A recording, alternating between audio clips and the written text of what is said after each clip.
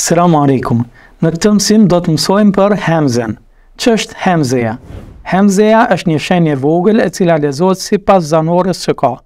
Pa marrë parasysh se a vjen e vetmuar, vjen mbi anën elif, mbi waw, mbi shkronjën ja.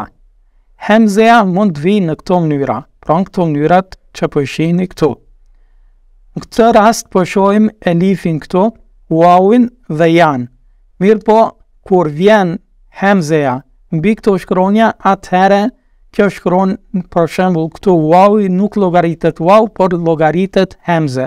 Pra lexohet sikurse hemze, edhe elifi edhe jaja gjithashtu. Ti lexojmë shembuj që ta kuptojmë më mirë këtë mësim. Tu kemi hemze me elif, e kele. Tërsa këtu kemi hemzen me sukun, bi'se. Kur vjen hemzeja me sukun, atëherë lexohet si gjysmë aje ose gjysmë tingulli. Pra bi'se. Pra kështu, bi'se. Tu kemi fjalën shay'in. Tu kemi fjalën yu'minu. Po e vreni se hemzeja po i ndan shkronjat, po i ndan fjalët në rrokje. Fi'etun. Pra këtu kemi fi'etun. Dhe shembulli i fundit këtu është yubdi'u. Këtu ka ardhur hemzeja mbi ja. Por nuk themi yubdi'u, sepse kjo nuk është më ja, por është hemze, pasi ka hemze mbi të.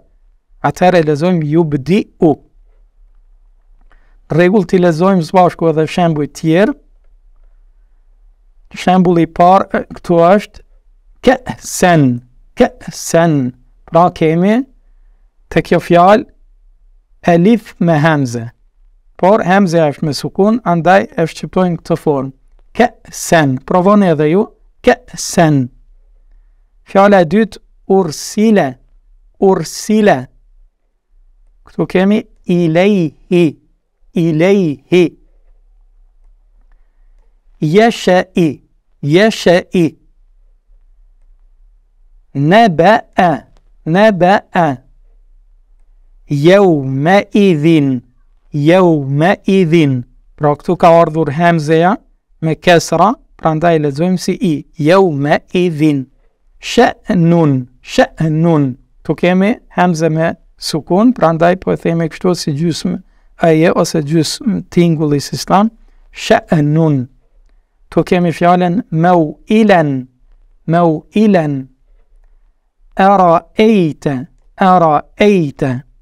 Pra këtu kemi hemzen e vetmuar. La'in. Dhe fjala e fundit mu'sadatun.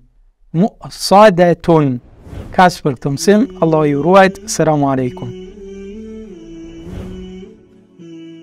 Ky kurs është i bazuar në librin Abetaria Kuranore, cilin mund ta gjeni falas në shumë librari islame ose ta shkarkoni si PDF në linkun e mëposhtëm.